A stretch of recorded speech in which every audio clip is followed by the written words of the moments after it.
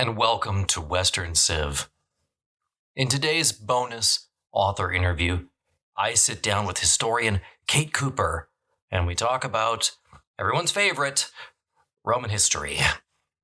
Actually, it's one of the periods of Roman history that I find really fascinating after doing the initial podcast, because it's something I just didn't know very much about. So we're going to be talking about the late imperial period, so, post Constantine the Great, all the way to the fall of the Western Empire. Her book is really interesting and specific. It's a great read. The link is in the show notes if you want to pick it up. It's called Queens of a Fallen World. So this is, it's a new look at St. Augustine. If you know anything about Western Christian theology, history, ideology, any of those sorts of things, you know that St. Augustine is one of the pillars of Western Christianity. And he's a highly influential figure in the late imperial period that we're going to be talking about today. What's interesting about the book is that historian Kate Cooper looks at 4 of the women who are referenced in his most important work, Confessions. We get to hear from his mother, his lover, his almost wife, and the Empress Justina. So it's different perspectives on an old story. I love history books that complicate the narrative, that peel back a new layer of the onion that we didn't know was there. And that's absolutely what this does. All the usual caveats, blah, blah, blah, blah. Interviews aren't scripted, and we're using slightly different technology.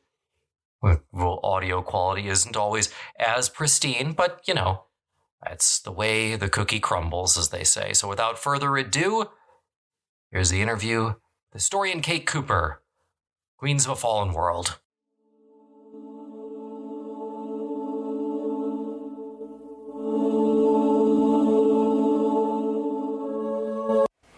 Okay, as I said at the outset, I'm sitting down with historian Kate Cooper here. We're talking about her most recent book, Queens of a Fallen World. So, if you've heard of St. Augustine, and I'm guessing anybody who's listened to this has heard of St. Augustine, you know what an influential figure, dominant figure really, he is throughout the early centuries of Christianity. In fact, when I was growing up, I had a Catholic priest one time who told me that, Christianity is about 50% Jesus and 50% Augustine.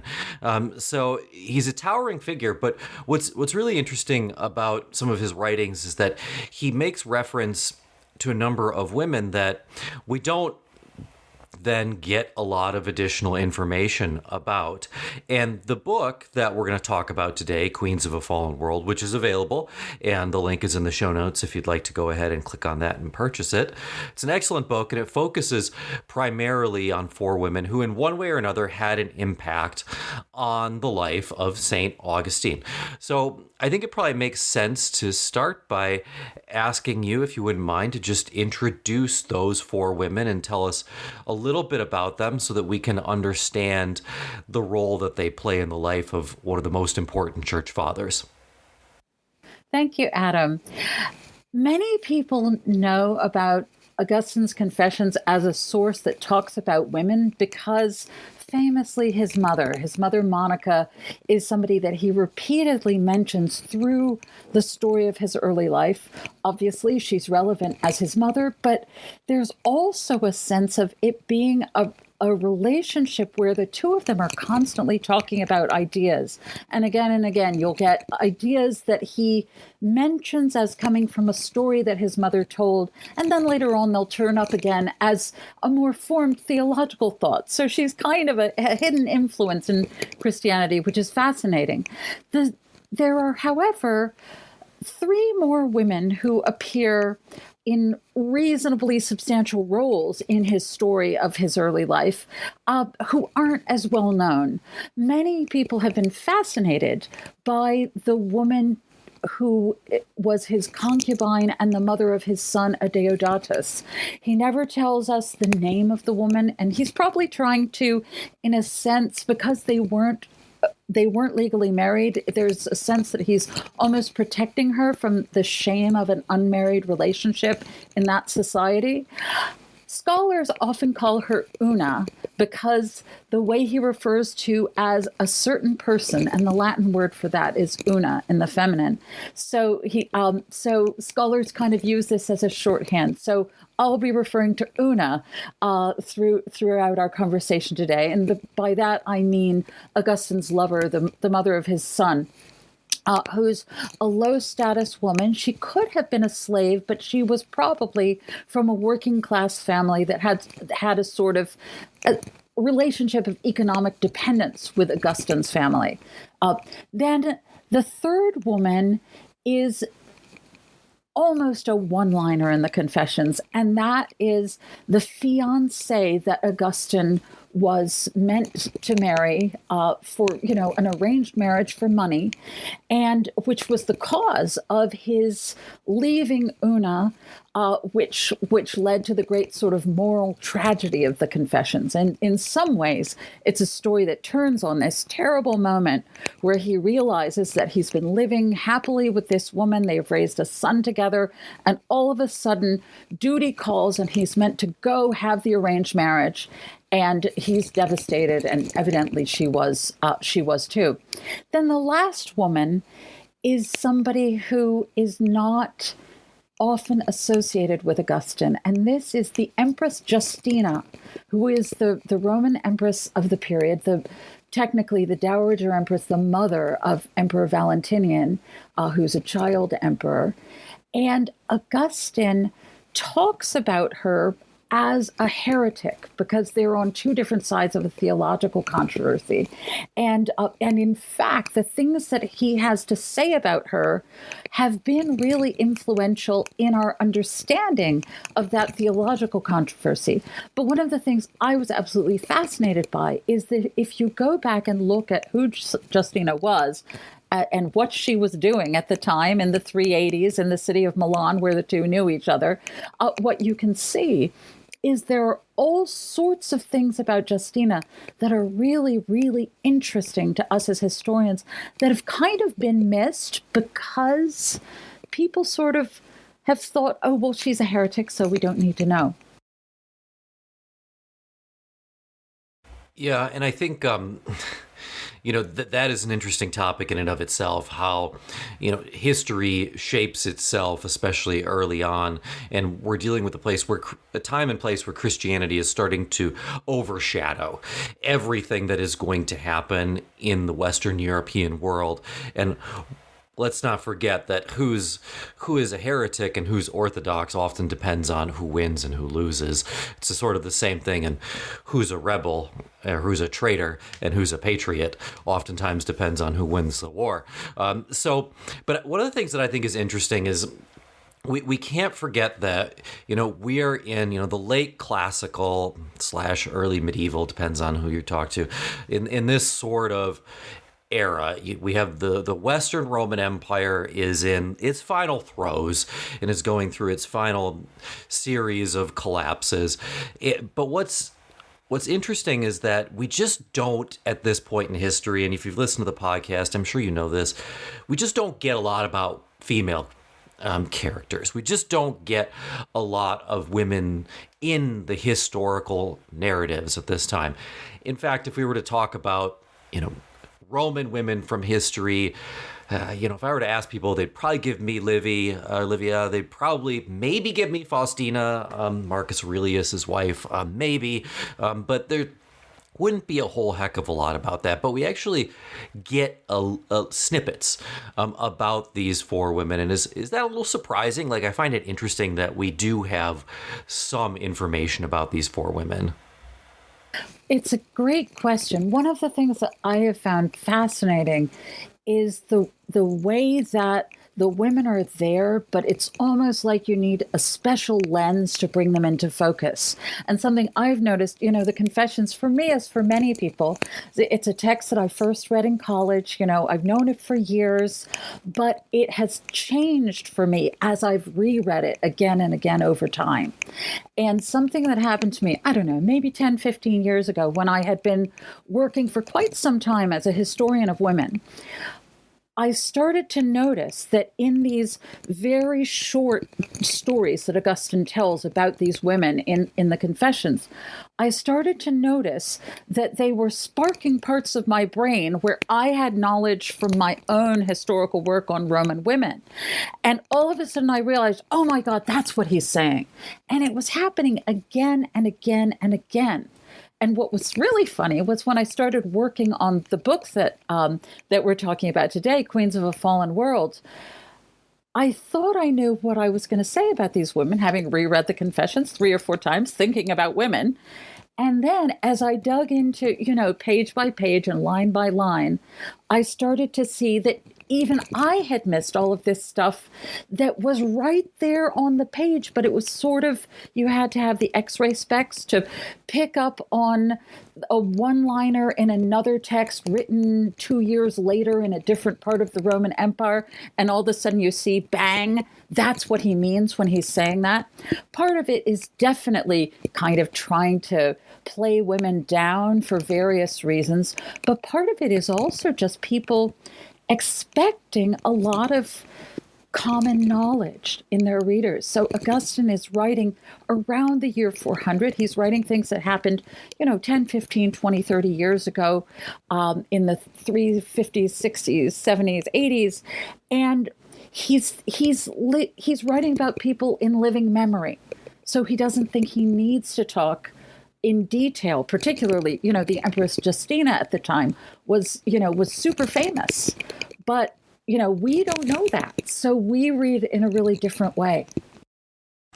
Yeah, that's an interesting point. And I hadn't thought about that, but it is worth noting that, especially when you talk about Roman history, we are talking about oftentimes a handful of really important primary sources that get passed around. We're not talking about, boxes and boxes of documents, the sort of things that you get into when you get into the early modern period, when the sources just start to explode in, the amount that there is. Now, part of that is, of course, just because things don't survive, and we know this, there's plenty of classical texts that reference things that we don't have, and that we may never have. Maybe they're in the basement of the Vatican somewhere. I'm not sure, but no one's dug them up quite yet.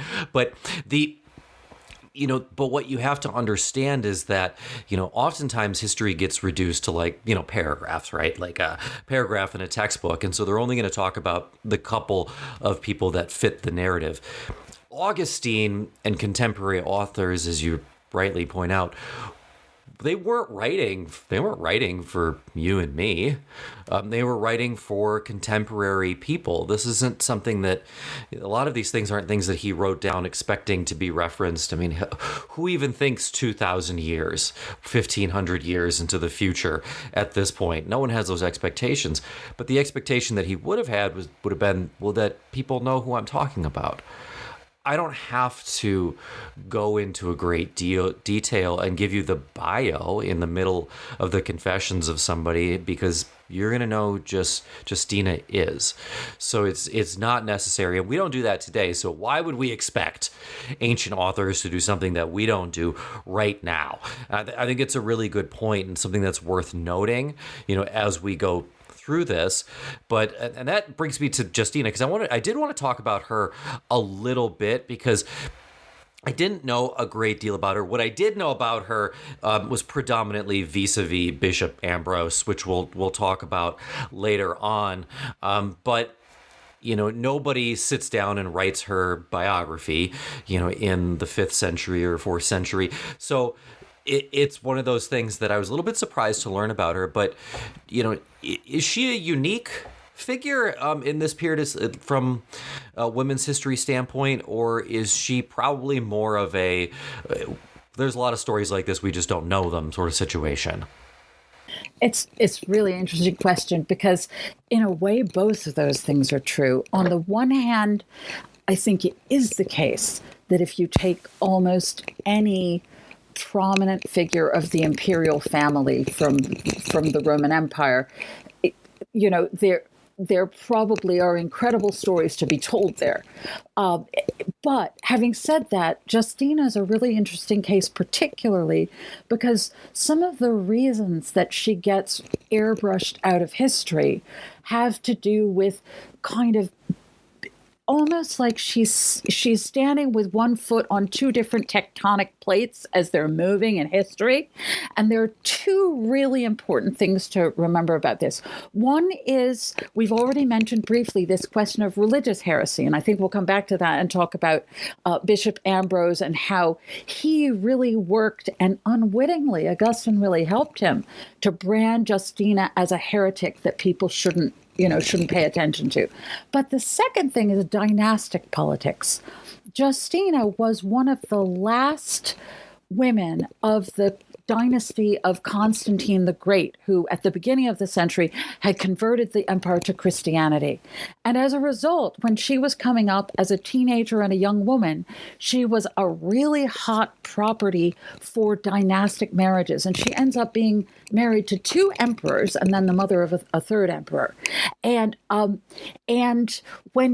basically what's going on already from when she's 10 years old, which is, to us weird, but in the Roman world, really important women or daughters of important families were often betrothed in childhood so that someone could kind of reserve the opportunity to have them as their consort later in life. So Justina, already from age 10, is betrothed to the usurping Emperor Magnentius in the 350s.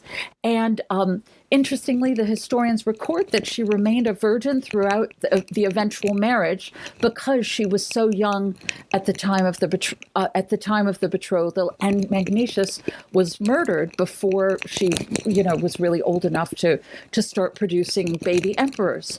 So Magnentius clearly wanted to get access to her as someone to give him legitimacy because he's trying to come in as an outsider and establish himself as an emperor. That didn't work. He dies badly. Then she goes off and is a lady in waiting at court for probably something nearly 2 decades. And then in 370, the Emperor Valentinian proposes marriage, and they get married, and so off she goes into the second marriage. But by this time, the Constantinian dynasty has almost completely been snuffed out, and we're now into actually a series of dynasties in the second half of the 4th century, and at the time of Justina's tangle with Ambrose in the 380s, actually we're just about to have another one of these big seismic shifts. In 379, the Emperor Theodosius, who's going to found the next great dynasty, had become Emperor of the East. And in the 380s, he's kind of got his eye on the very turbulent political situation in the West. And he's sort of thinking, okay, let me look. Kind of like a kid watching other children jumping rope and figuring out when to jump. He's trying to figure out, how am I going to get my hands on the Western Empire? Eventually he does, and he marries Justina's daughter, again trying to gain legitimacy for himself as he takes over. But in that process, ironically, Justina, the mother, is the one who gets thrown under the bus. Yeah, and it is worth noting, and it's good to bring it up, that you talk about sort of a seismic shift that's going on, in Europe and Western Europe and the Roman world, which would have encompassed more than that. They wouldn't have thought about themselves as Western European or even European for that matter. But it's worth pointing out that the end of the 4th and into the beginning and throughout the 5th century, the middle 5th, what a dramatic change is taking place, particularly in Western Europe, where, we know that the Western Roman Empire is going to collapse. The people who are in the late 4th century and the early 5th century, they don't know that that's going to happen yet. I don't think it's even possible for us to really wrap our minds around this. Analogies are almost difficult to make, that the Roman Empire had been the stabilizing factor in anyone's memory going back generations upon generations. To conceive of a world in which it no longer exists as the dominant force is just about impossible for people to wrap their minds around. It's one of those questions that fascinates me. I love talking about ideology. The church is going to rise as this stabilizing influence that's going to some extent, graft itself over what used to be the empire after it gets the buy-ins of the different groups who are going to be coming, the different Germanic groups who are coming through. But we can't forget for a moment that the people who were living and writing at this time, they don't believe that this team that's never been beaten is going to be conclusively defeated. I think strongly, I believe, and we'll talk about this a little bit later on, but I think strongly that you pluck a Roman out of, let's say, late 4th century, Europe, and you put them in modern day society, I think they get used to technology faster than they get used to the shift in ideology that's taken place over that time. It's harder for them to sort of fit in to our modern day world. So that kind of segues into this question that I'm always fascinated about, and it's really related to Augustine, because I want to talk about Christianity as it's coming up. It's going to run into a different ideology that's been in the Roman Empire for a long time. It's called slavery. And the Roman Empire is one of the great, maybe the largest enslaving societies in history. And I'm always curious as Christianity is coming up, how does it, those two things don't seem to fit. You take the New Testament and you look at it and you say, how do we get from this to owning human beings and making this okay? It's interesting because it's a different dynamic that's going to happen compared to, let's say, the age of exploration, the late 15th, early 16th century, where we're sort of, okay, now we need to figure out how to make Christianity, jive with chattel slavery. In the Roman period, it already exists, and we have to figure out how to make those fit. So how does Christianity deal with slavery, and especially, because we talked about Una as maybe someone who's enslaved, maybe someone who comes from a lower class background, but especially the sexual exploitation that sort of inherently comes with slavery in any of its form. Like, how do we get those two pieces to fit? How does Augustine deal with this? How do the late Romans deal with this situation? I have to say, you're raising something that is just so important. It's unbelievable. And I think particularly because Augustine is rightly known as somebody who's one of the architects of our modern Western baggage around sexuality. It's actually really important to understand that in the world he came from, sexuality is really colored by the relationships of exploitation that are central in a slave society. And something that a lot of people don't realize is that in slave societies, it's not only the relationship between the person owning someone and the person being owned that is a sort of, in a sense, poisoned by slavery. But there's also all sorts of other relationships. It's almost like a verb that's being conjugated through the system, that it influences all sorts of different power relations. And in particular, one of the things that happens in the Roman period, and and also in the Hebrew Bible. So, because remember, Christianity has two cultural roots. One is from ancient Israel, and one is from ancient Rome. As two great societies that are sort of flowing together, and the clash between those two societies is really productive in Christianity. But one thing they have in common is they're both slave societies. And so, so the sort of landscape within which Christianity emerges, there's essentially what we would call a predatory understanding of sexuality. That sex is really something that powerful people do to people who have less power. And in the Roman world, there's really a sense that it's the done thing. It's not like you go home and you pray to God to say, I'm so sorry I raped my slave. It's like the slave is owned by you, and under Roman law, it's your right to use the things you own in the way that you desire. To us, it's hugely unsavory. And it's almost hard to imagine that this was a society that really considered that to be okay, but that's how things were.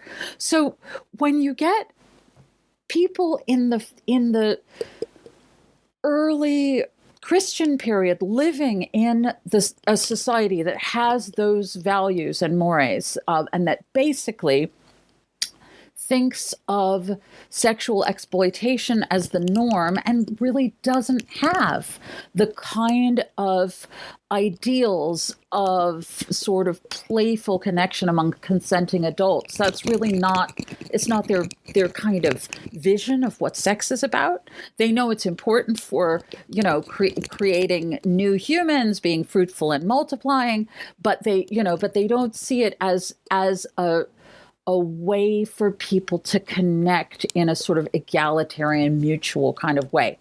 So that's a starting point.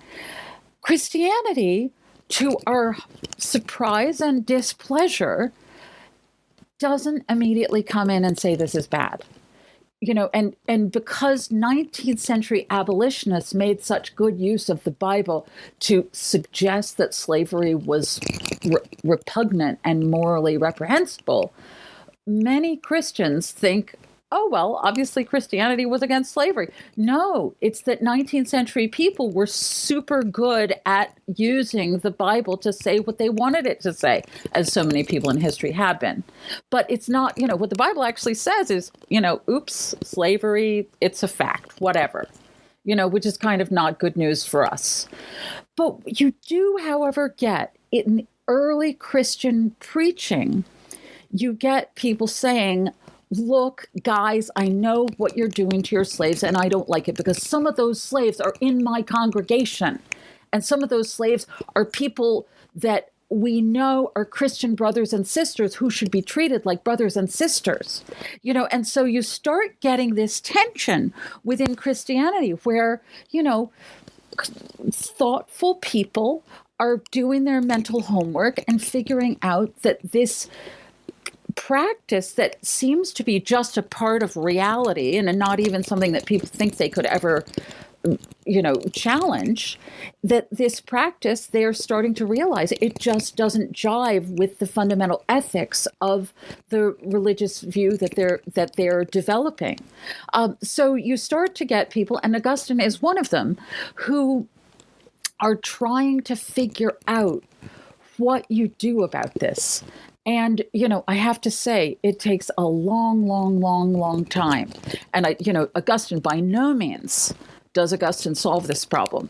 But I think that one of the things that was part of his moral journey was this moment where he realizes that he had been raised to treat this lower class woman, his concubine, as essentially disposable. And he all of a sudden gets, hang on. This is another Christian. This is a woman I've fallen in love with. This is the mother of my son. Why am I treating her that way? And although it's kind of, as far as we could tell, it's too late because they break up and they don't get back together. But his writings about sex again and again come back to ideas about mutual connection in a way that really is a new sound in the history of the world. And even though, I mean, something that kind of breaks my heart a little bit is that Augustine has a reputation, which is not entirely wrong, for being negative about sex. You know, he will often say things like, you know, men should get a hold of themselves and not be so obsessed with sex. But he's not saying don't care for people, don't love people, don't connect with people. He's saying those things from this perspective that, generally speaking, male sexuality is understood to be exploitative. So in that sense, I think in some ways it's almost like we're hearing him, something's lost in translation.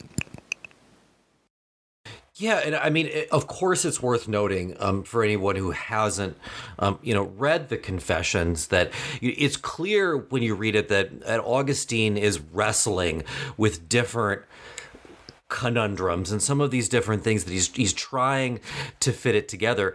It's also worth pointing out, when we talk about, the church didn't come out and, condemn slavery and so on and so forth. And it's worth remembering, folks, at this point in history, because I want to start to talk about the Donatist controversy in a second, to say that there is a quote unquote the church is not accurate.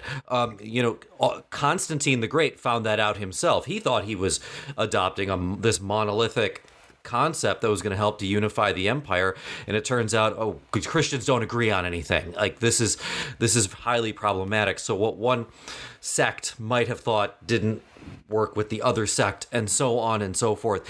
It's going to be a long time before we get anything close to a uniform orthodoxy. And Augustine certainly, at least, and I could be wrong here, isn't attempting to sit down and write a uniform orthodoxy. Certainly, the early church fathers didn't sit down and say, okay, here's the rules. Here's what we're for. Here's what we're against. And we're going to be really crystal clear on this. That never happened. So, this is going to be a changing and sort of growing thing that Augustine's a part of, and it's important to remember that we have to try to figure out how to get Christianity to fit into the existing political situation, and to an extent vice versa, because they're meant to be complementary. One of the ideological concepts that I also think the Romans would have a hard time grappling with is, in modern society, we have this conversation of, is this a just war? Is this a just conflict? When should we get involved in this? The imperial Romans would have said, yeah, no, I mean, we conquered you. I'm sorry. That's just how it is. Like, we wanted the silver mines. We wanted these things, and we took them because we are stronger than you. If you didn't want that to happen, then you should be stronger. We're not going to explain why this was the morally correct thing to do by any stretch of the imagination. That's sort of this new concept that comes out on that. That was a little bit of a tangent, but I think it's also important to, as I mentioned, to sort of understand the North African world that St. Augustine was born into, that his mother lived into, that he would eventually come back to, which is the world that he's going to famously die, just before the sack of Hippo, where he's going to be the bishop, and so on and so forth. But he comes back into this North African world, is sort of racked by one of these sectarian controversies. And I think it's really interesting to talk about, because it's really emblematic of the differences between how Christianity is being interpreted. So I was hoping that maybe you could give us a little bit on the Donatist controversy. What was it, and how did it influence Augustine and his family and his mother early on? It's really important to understand the Donatist controversy, at least as much as we can, in order to kind of make sense of Augustine, because it's a controversy that in Africa, where Augustine comes from, in some ways, you can almost say that the uptake of Christianity into the Roman imperial system isn't completely successful in Africa. And, you've already mentioned that when Constantine the Great converts to Christianity in the three teens, he immediately starts trying to get some sort of unity among the different Christian groups. And the Africans are one of the first problems to come up, because there's this idea in Carthage in 311, at the end of the Great Persecution, just before Constantine comes in, there's this idea that that he had been consecrated by somebody who had handed over the sacred books during the Great Persecution. And this was not, the purists in the African church thought, hang on, this guy isn't acceptable. We can't have him as our bishop. And from there develops a controversy that essentially people have argued, and whether or not you accept the argument, it's a really useful way of trying to think through this. They are really rejecting the idea of the Roman government coming in and saying, who are we as Christians? Are we supposed to be essentially taken in by the Roman government and following the rules according to the emperor? Because what Constantine does is he creates a situation where the bishops are all of a sudden working for him, having been part of a very loosely organized, not even organization, but it's more like a movement of multi-organizations for the first 3 centuries of the Common Era. Constantine says, okay, you guys look like you're doing a good job. Now you're working for me. And a lot of people really are not happy with it.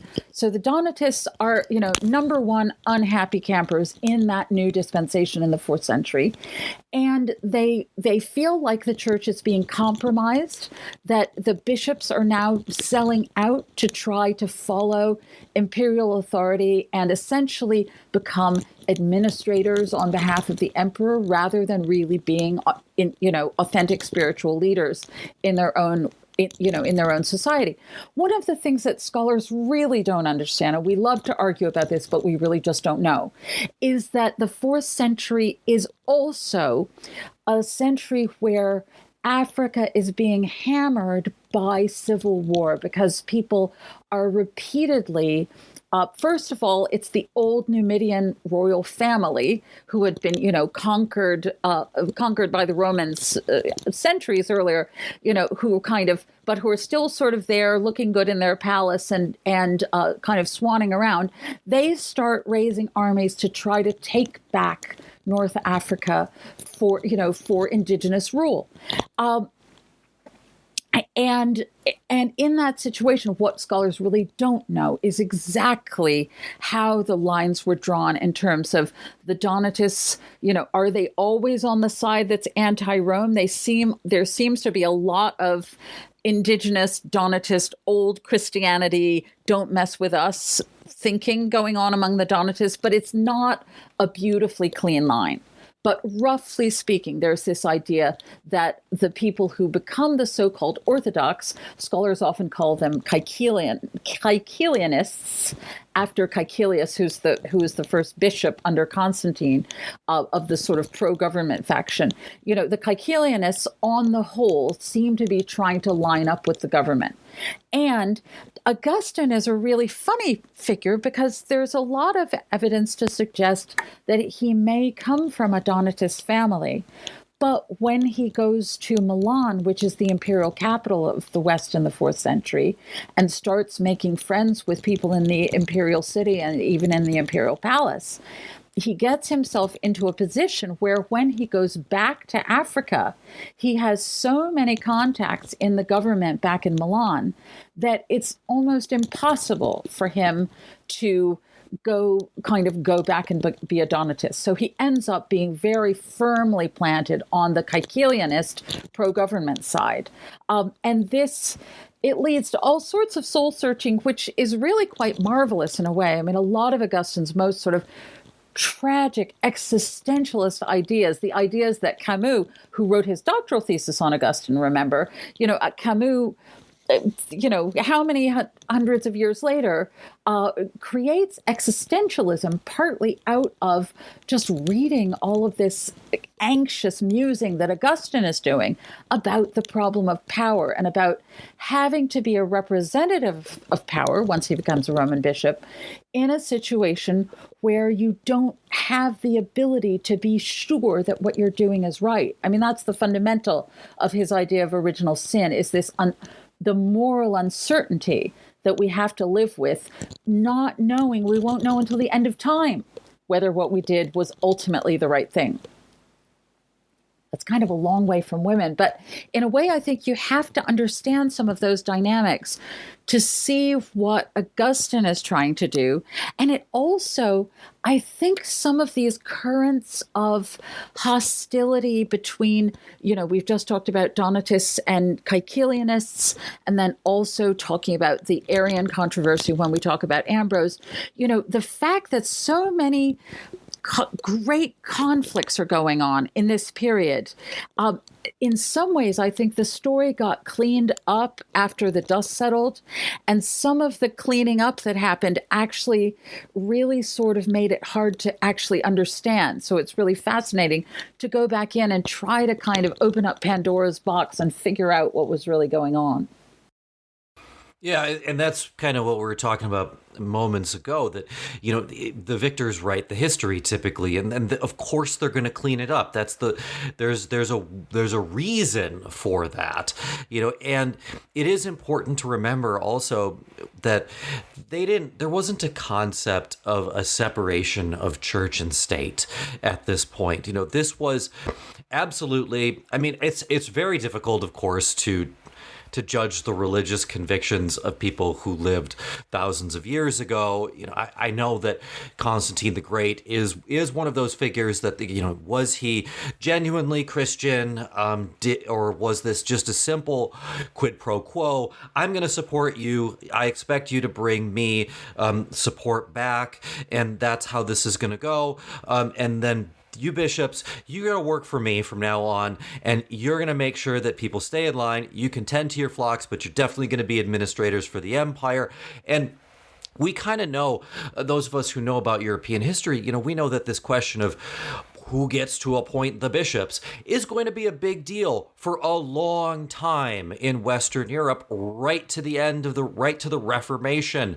The question of who gets to appoint bishops in the Holy Roman Empire is, though if you listen to the podcast, it comes up all the time. We just fight about this. It's rinse and repeat over and over and over again. And so these issues are very consistent. But let's talk about Milan. All right, so we have Milan, and of course, those of you who have listened to the podcast know that at this point in history, the city of Rome is lost most of its political influence. It's still an important city, of course, but other cities like Milan, Constantinople are becoming more important as imperial centers of power at this point. And so what we get is this collision in Milan between a very influential, very powerful bishop, Ambrose, that we've mentioned, Justina, the empress, and then Augustine is there for a time period as well. So these worlds sort of collide. So maybe focusing for just a second on, well, no, let's introduce Ambrose. Let's talk about Ambrose for a second. Who is this bishop? Why is he so important? And let's talk about his personality too, if we don't mind, because I think he's a fascinating character. Yeah, so, please. Okay, Ambrose of Milan. He is a from a Roman senatorial family.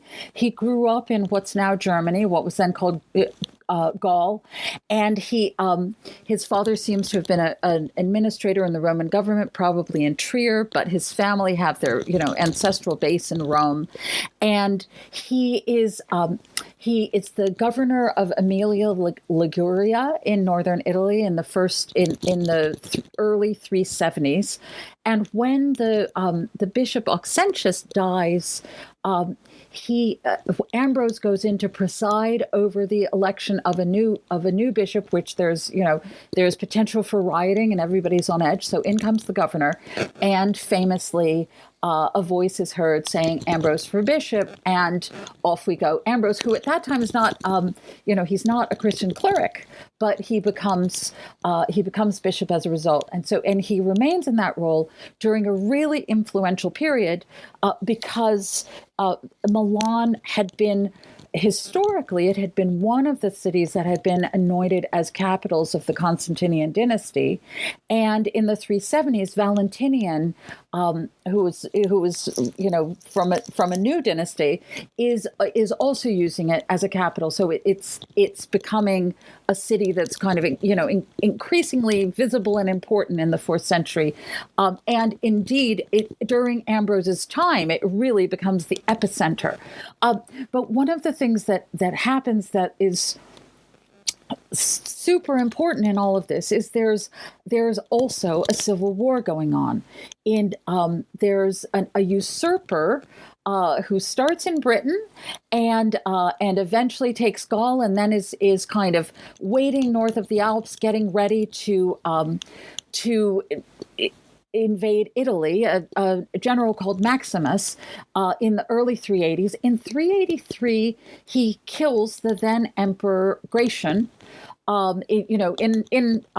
It's technically it's a murder. He doesn't die on the battlefield, but it's in the context of a civil war and kind of a little side murder between battles, as it were. So when Gratian dies, Gratian's younger brother Valentinian II becomes emperor, and he's a young teenager, and he's not fully ready for the job, we can say. But one of the things that becomes important during the reign of Valentinian, from 383 through until his death in the early 390s, is Maximus is a follower of one group within the possible religious constellations of the period, who are the followers of the Council of Nicaea. And the Nicene Christians are building a brand in this period. And what Maximus is hoping to do, and I have to say, spoiler alert, I'm not going to make Ambrose look that great in the next couple of sentences. So if you love Ambrose, you might want to turn the sound down for a couple minutes. Anyway, so Maximus decides that Nicene Christianity is going to be part of his brand. And it's not at all an accident that Maximus had served in the army with the Eastern Emperor Theodosius, who he knows to be an adherent of the Nicene form of Christianity. So the two of them kind of have this thing in common. And what Maximus is looking to do is to make a deal with Theodosius that he's going to come in and replace Gratian's younger brother and be the proper emperor. Old colleague, you can trust me. We're going to work together. It's going to be fantastic. Good idea, Maximus. And he has this great idea that religion is going to be one of the bonds that they have that will bring them together. What Maximus knows is that Justina and Valentinian have a weakness, which is that Justina is a daughter of the old dynasty who had followed a different form of Christianity. Justina is often called an Arian, but she's actually not a follower of the theologian Arius. She's actually part of a group called the Eusebians, who the details of whose theological view you don't need to know. But one of the things that's important about the theological controversies involving the aftermath of the Council of Nicaea is it's not from Nicene sources, you would think that there was a Nicene party and an Arian party. What there really was about a dozen different parties, but the Nicenes used the rhetoric of calling everybody else a follower of Arius in order to kind of tar them with the brush of heresy.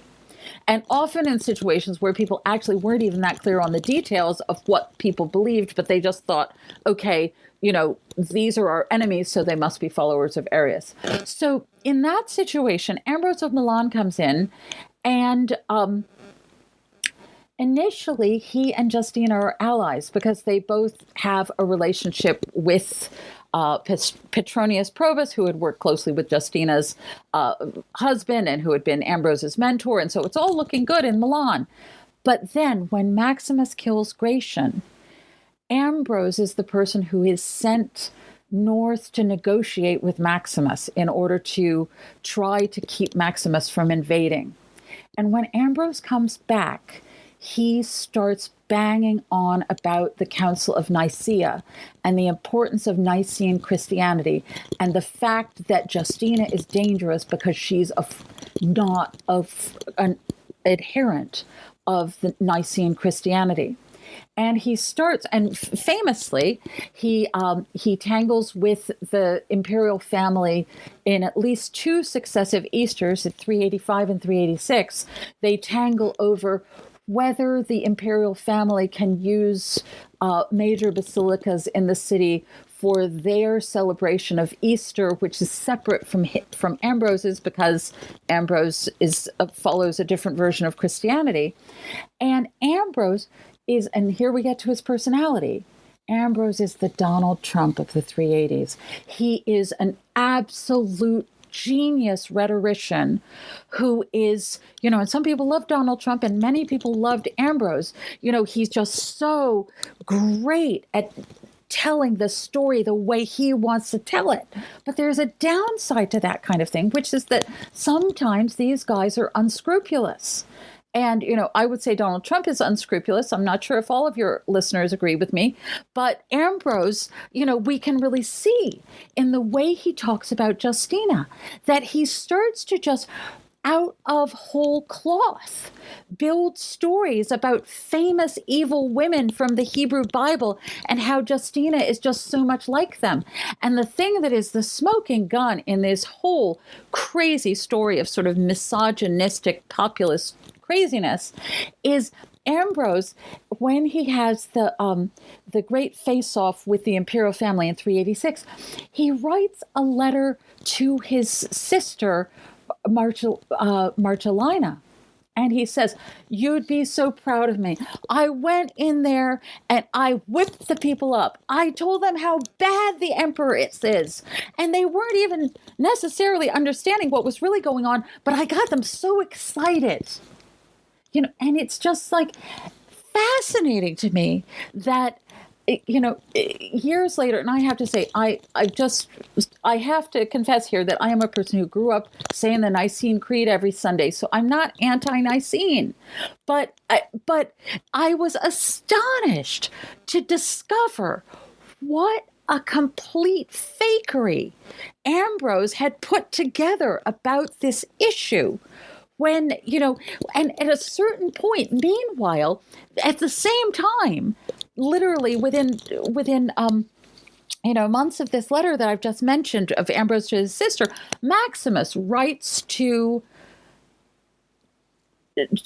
Justina's son Valentinian and says, "I'm waiting on the border, getting ready to invade, and I want you to know that I hear that your people have been making trouble with Bishop Ambrose, and I want you to know that if people think that I'm invading in order to save Italy from heresy, there is no one who will not support me." So essentially, it's a kind of, and what I don't know, and I can't, I've tried, I've really done my homework, I can't do it. I cannot find evidence of Ambrose actually making a deal with Maximus. But the facts remain that whether he did or not, he acted as if he had made a deal with Maximus. So it's really kind of fascinating how heresy and politics sort of, work together in this way. And what I really don't understand is why the later ecclesiastical historians fell for it. I mean, I guess they just thought, oh, these are the guys I have to trust. Yeah, it's an interesting question because you do start to wonder, and it's a great part of the book. And Ambrose is one of those figures where I just can imagine him with a Twitter account and this just sort of you think? blasting nonstop, and Justina certainly comes out of the whole thing seeming like I don't know what's going on here. Like, I was not trying to get involved in a huge fight with this person, and I'm not sure what's happening. We were just trying to celebrate Easter. So but he sort of has, he needs a foil. He's going to find one, and here's a great one, and this is what I'm going to use. And so he does sort of twist the narrative all the way around.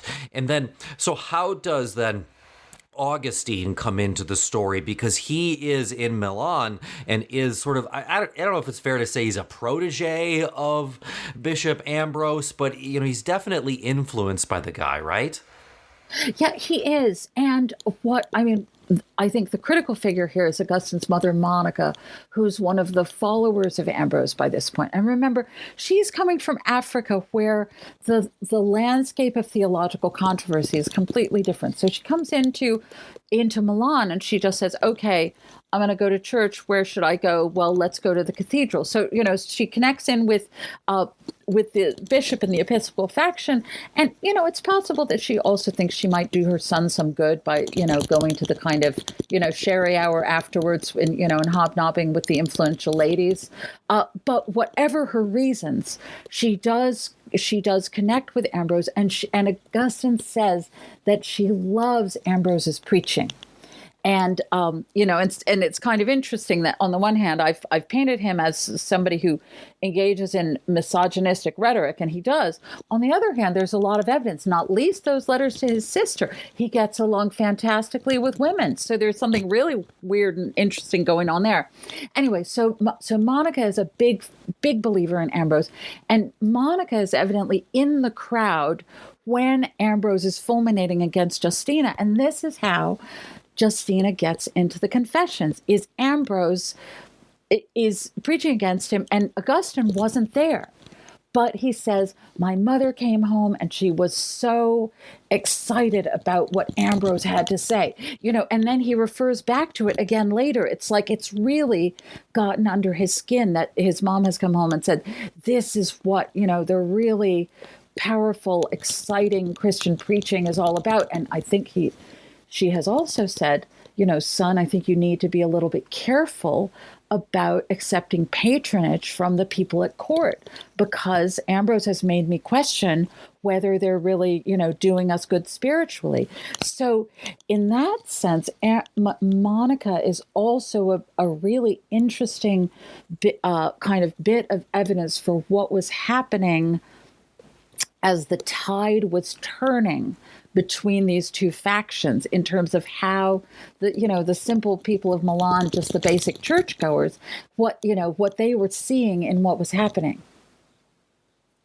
Yeah, so you have this sort of intersection going on, and that's fascinating, because you think of, so Augustine is he's writing in the Confessions, he's reflecting on what his mother's experiences, and his mother's kind of reflecting on what she heard. So we're on like a couple levels of hearsay at this point, trickling down into the written sources, which is really important to understand how, and this is, I'm just going to say, this just has to be true of all kinds of other events from the classical period, from the medieval period. We just don't know.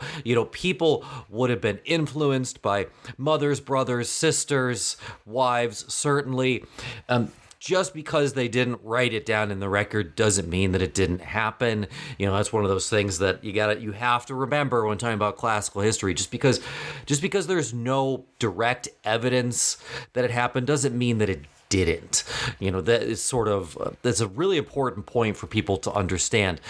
We've talked for a while and gone a little over time, but I do want to end with a last question, because I do want to talk about Monica's passing and how her death influences Augustine, because I think it's a nice way to sort of wrap up the conversation and also to talk about another really crucial part in the book. So if you wouldn't mind sort of explaining, what happens to her? Because, the other female characters in the story, they're real people, historical characters. They come in and they come out. But the death of Augustine's the sort of mother, golden thread. Yeah. That's the important one. So if you could talk about that for a second, that'd be really great. Yeah, absolutely. Augustine's relationship with Monica is absolutely central to his understanding of this period of his life. It almost goes without saying, but something that's really, really beautiful in the Confessions is his way of talking about their what's really a friendship between the two of them. And the place that comes out most strongly is in his account of Monica's death. He basically it's after he has decided that he can't go through with his marriage, and he needs to go back to Africa and just kind of give up on trying to make it at court and start fresh. And they're in Ostia waiting for a boat to go south back to Africa in August of 387. It's just around the time of Maximus's finally invading Italy, and so everything is very kind of up in the air, and they're unable to get a boat, but it's possible that the delay is just because Monica falls ill, which she does, and she falls ill of a fever and dies within little more than a week, in the way that before the invention of penicillin people did all the time. Augustine has this marvelous series of vignettes where they're talking as he's waiting by her bedside, hoping she'll get better, but starting to understand progressively what's happening. And he talks about them looking out a window and talking about philosophy, and he gives this marvelous image of the two of them as kind of a little philosophical coterie, just thinking great thoughts, and and they're really, in a sense, I think they're really taking the idea of death and trying to, which is the great question of philosophy in the ancient world, and trying to prepare themselves for her death, trying to kind of console themselves and reassure themselves that because of what Christianity teaches, they can console themselves that they won't really be parted, that because God connects the two of them, and because of their way of trying to live their lives in and through God, it means that their connection will remain after death and into eternity. And there's some really, really beautiful talk where you can sort of, in the way that Augustine talks about the things that his mother said to him, and you can hear this combination of she's trying to get her head around what she's facing, but she's also trying to explain it to her son. And there's this sort of wonderful two-sidedness of the ideas and metaphors that she brings out in that conversation that really, it's just incredibly moving. Yeah, and just another great example of somebody influencing a major piece of ideology and writing that's going to come out of this sort of early medieval, late classical period. We've talked about a lot of things. Is there anything that...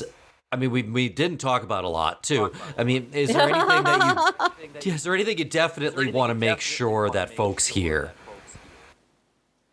I have to say, I think the most important thing that I would have said, we already did touch on, which is this fact that the way we think of history is we are really tricked by the accident of what ended up getting preserved.